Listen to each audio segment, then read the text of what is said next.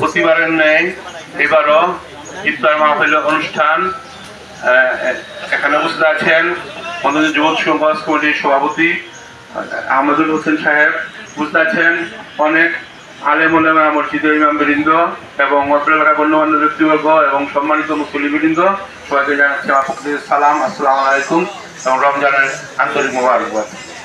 আসলে মদনী যুব সমাজ কমিটি প্রতি বছর আপনারা জানেন বিভিন্ন বিশেষ করে অত্র এলাকায় একটি বড় ইসলামিক জলসা আওয়াজ মাহফিলের আয়োজন করে, পাশাপাশি সামাজিক এই ধর্মীয় কর্মকাণ্ড পরিচালনা করে থাকে। বিশেষ করে ইফতার মাহফিল, সুন্নতে খাতনা সহ ঈদ সামগ্রী বিতরণ, বিভিন্ন সামাজিক কর্মকাণ্ড, ধর্মীয় কর্মকাণ্ড এই ওয়াজ কমিটির মাধ্যমে দীর্ঘদিন যাবৎ এখানে এই সমস্ত কাজগুলি হচ্ছে।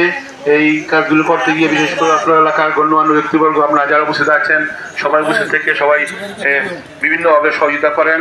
এই জন্য আমার পক্ষ থেকে সবাইকে ধন্যবাদ জানাচ্ছি। পাশাপাশি সকলের উপরে আসলে প্রায় পূর্বের মধ্যে দোয়া কবুলের সময়, এখন বক্তব্যের সময় নাই।